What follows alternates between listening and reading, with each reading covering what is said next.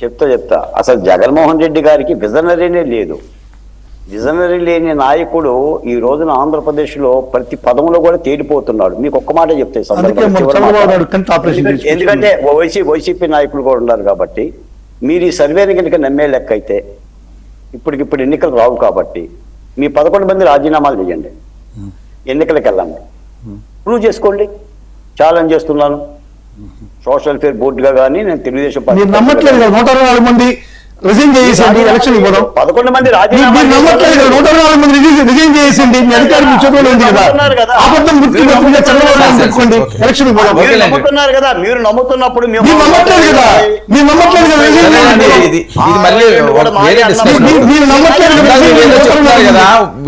కదా. సరే సరే, ఎవరన్నా కుటుంబాల జోలికి ఎవరు వెళ్ళకూడదు అంటారు. ఎందుకు ఈ రకమైన ప్రసారాలు జరుగుతున్నాయి? ఎందుకు కుటుంబాల జోలికి వెళ్తున్నారు? సరే ఏదన్నా ఉండొచ్చు కాక వాళ్ళ ఇంట్లోని ఆయన చాలా ఆవేదన వ్యక్తం చేస్తున్నారు.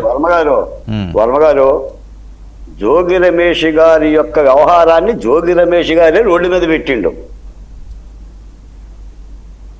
కూతురులా చూసుకుంటాను కోడల్ని అన్నతను కూతురికి చెప్పమనండి, మేఘన గారిని కూర్చోబెట్టి చెప్పమనండి. ఇందులో చంద్రబాబు నాయుడు గారికి ఏం సంబంధం, వసంత కృష్ణప్రసాద్ గారికి ఏం సంబంధం, లోకేష్ గారికి ఏం సంబంధం, పవన్ కళ్యాణ్ గారికి ఏం సంబంధం? ఇప్పుడు ఆయన వ్యవహారం ఏంటో చెప్పనక్కర్లా, కొడుకే చెప్పాడు.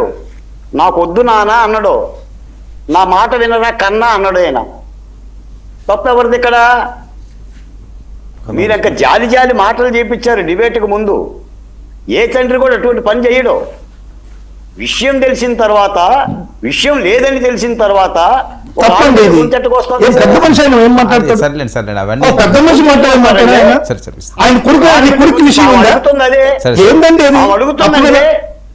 మేఘన గారు అడుగుతుంది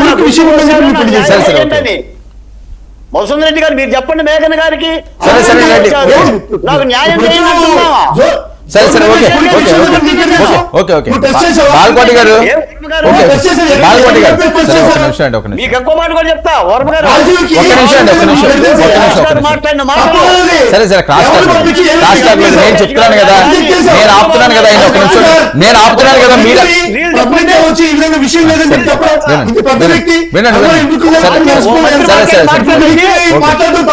బాలకోటి గారు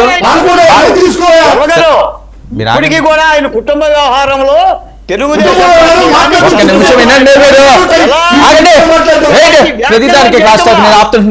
ఆయన కుటుంబ వ్యవహారంగానే వదిలేశాం. ఆయనే మళ్ళీ రోడ్డు మీదకి వచ్చి వసంత కృష్ణప్రసాద్ మీద, చంద్రబాబు నాయుడు గారి మీద. సరే సరే ఓకే బాలకోటి గారు ఏంటి లోకల్ ఎలక్షన్ పరీక్షలు ఏంటి?